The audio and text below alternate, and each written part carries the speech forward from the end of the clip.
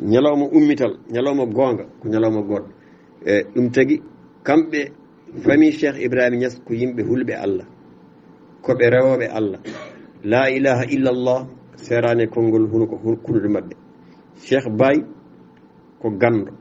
Siri Mouhamadoul Habibou Tijani kanko naani ɗum e Sénégal, ɗum yimɓe heewɓe ngannda ɗum. Siri Mouhamadoul Habibou ɓe potti ko Maroc, omo yihi juuroyaade Cheikh Nama Tijani ɗo Fès. On ko syndicaliste wonno e leydi Maroc,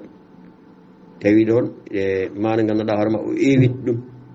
pour yo ar leydi Sénégal kamɓe aɓe jittaaniraaɓe Cheikh Tidiane. On ari ɗo, nde o ari ɗo on honno ko Goltappe. Caggal muɗum o yiide e Cheikh Sirajuddin Mame Alaji Mamadou Saïd koɓe sehilaaɓe, wi en dañii ɗo koɗo mo ngannduɗaa ko koɗo tedduɗo koye taaniraaɓe nelaɗo Allah jeya o taanum Cheikh Tidiane. En ummi Maroc, o waɗi ɓe présenté mawɓe men ne jiɗi Cheikh Tidiane ne jiɗi nelaɗo Allah. Mame Alaji Mamadou Saydou yamiri yo almuɓe ɓe ndendin kaalis rendina, nden heɓde galle baɗaɗo kukkiyase nder Sénégal wona hunde wemde. Galle gonɗo Pikine o ko Cheikh Sirajuddin soodi ɗum,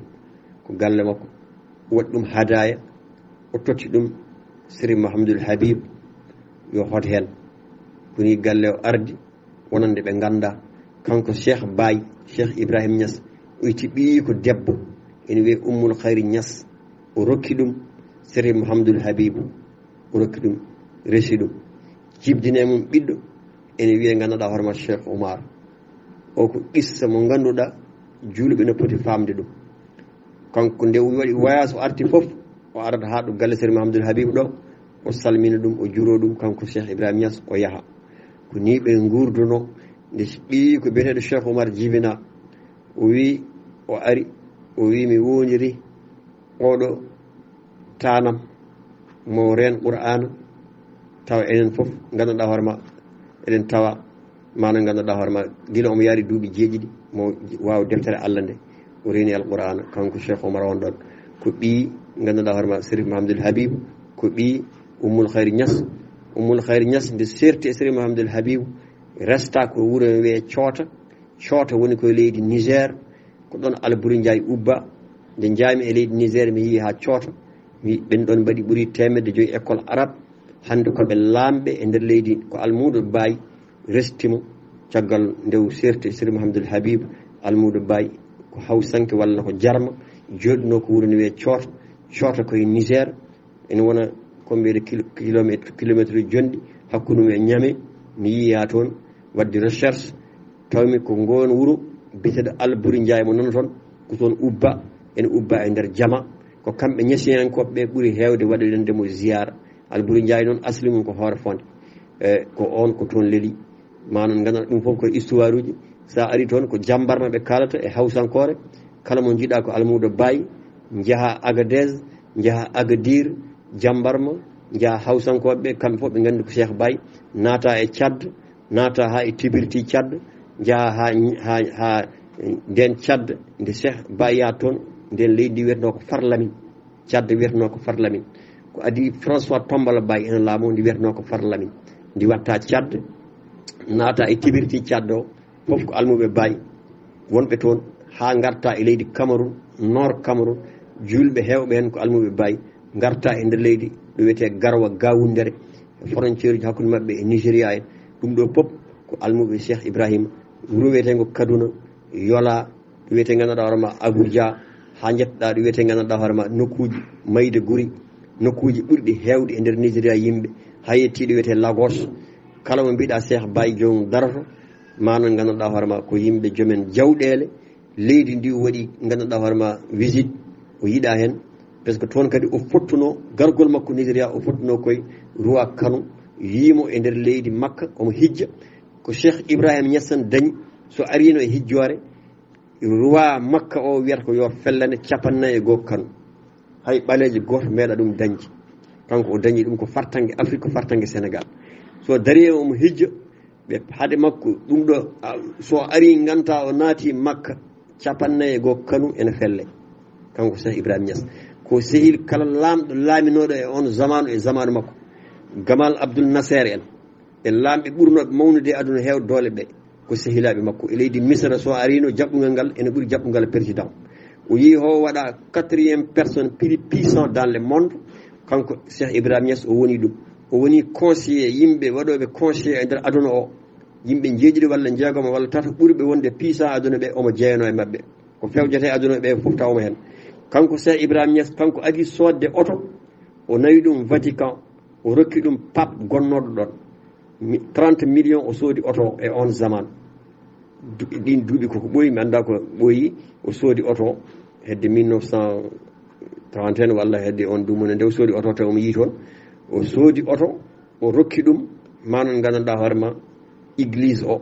tawi omo yii toon ɓen jiimo teddinimo jiimo no wayni kamɓe papuji gonnotoon ɗi e nunɗal makko neɗɗo fof omo jaɓa joddade e muɗum o haalda e mum soɓe pamodiri e koɓe goto ko e diine muɗum o haalde e papuji ɗi waɗɓe hen tuuba caggal mum o wi guila onon Vatican joguiɗon tan ko oto mo ganduɗa ko otoji moon on ko mbatton gueɗe moon son keeɓi koɗo julɗo jolton ɗum koye otoji moon ɗi min Cheikh Ibrahima mami sood oto mo ganduɗa son keeɓi koɗo julɗo jolnon ɗumen oto ha joni sa yi Italie Vatican ma tawɗon oto ene joƴƴina ɗon oto mo Cheikh Ibrahima Niass sodno mana ganduɗa hoore makka wiyama e on zamanu ko hedde milligaji 30 CFA o soodi on ɗon oto pour hoɓɓe julɓe ummiɓe e nder windere nde fof so gari papuji ɗi mbawa jolnude ɗumen on ɗon oto ko Cheikh Ibrahima Niass soodi on oto totti ɗum pape gonnoɗo ɗon e on zaman o waɗi ɗum ɗo Vatican ɗo e leydi Italie ɗum ɗon kadi nde o yi toon o waɗi visité wuuro wiyetengo Palerme eɗen gandi ko wuuro ngo ganduɗa ko duunde ko toon hayre wotere meeɗi ummade dow asamanuji to saami e île o wiyama ɗum ko secret ji en meeɗi wadde hen ɗo émission muɗum yewtere wuuro wiyetengo Palerme o waɗi wuuro kadi ene wiye Vénitia wuuro ngo ganduɗa ala otoji ko maajeta ko laaɗe ɓuuri hewde hen o yi toon ɗum ɗo fof o wi ko kanko Cheikh Ibrahima wonɗo windume deftere makko wi ɗum ɗo fof koye kayisaji Allah jippini ɗum e nder Italie ne tawno Italie Allah haali Italie kañum woni leydi ɓuuri naɗɗide aduna o kañum fi adanil ardi ko nokku naɗɗiɗɗo kamɓe goniri les Roumains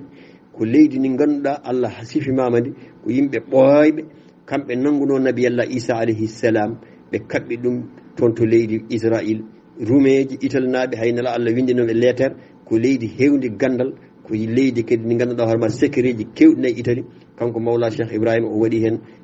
windande e Italie naɓe omo haalde mumen Maliku Rum o haalde mabɓe haaluji kewɗi e ɗemɗe mabɓe ɓe ponki ɗum ko yimɓe kadi ganduɗa hoorema haralleɓe guila e mecce ko wawɓe ɗum o haali hen haaluji kewɗi nde wi toon o teddina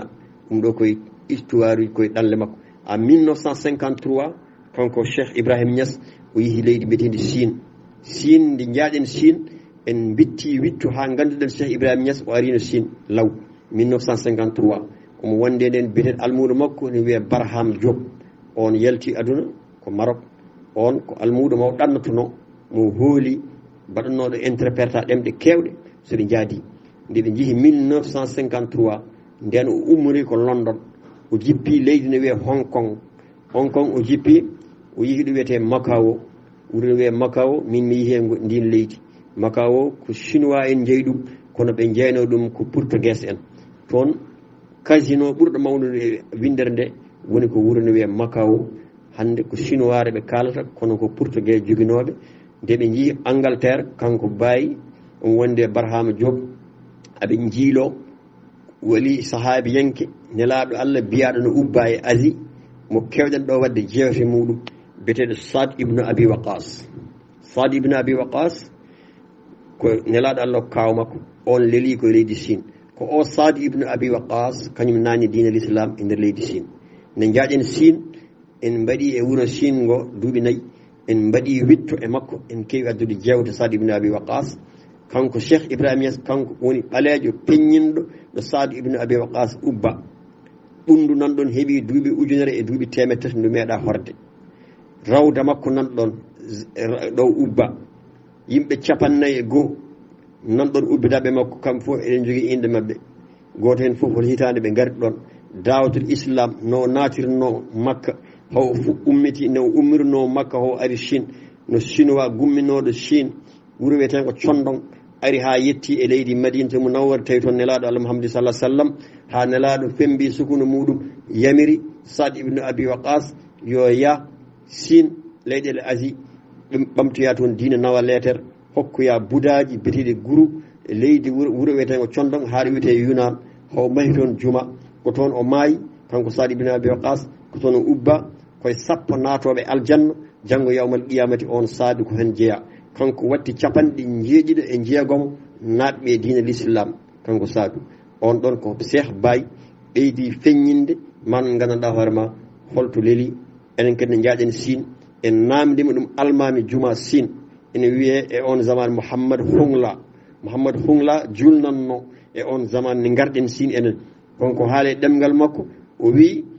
Cheikh Baye ari ɗo ko 1853 o holli kam kayit goto ene winda hen hitande nde Cheikh Baye ari ɗon nde juuri ɗon waɗi ɗon windi deftere wotere mana gandanɗa hoore ma o fuɗɗi windende ko Siin o ummi Siin o fayi ɗo wiyete gandanɗa hoore ma o faati Macao ummiti Macao o faati Hong Kong ummiti Hong Kong o faati leydi ne wiye gandanɗa hoore ma Nappal ummiti Nappal o ari ɗo wiyete gandanɗa hoore ma Kabul Colombo o yeehi Sri Lanka o yeehi gandanɗa hoore ma nokkuji ɗi fof o arti ha e leydi Inde ɗo wiyete Bambay o yi ɗo wiyete Calcutta kanko Cheikh Baye o arti ha e leydi wiyetedi Malaisie wiyete Kuala Lumpur o yi ɗo wiyete Putrajaya kanko Cheikh Ibrahima Niass o ummiti toon o faati London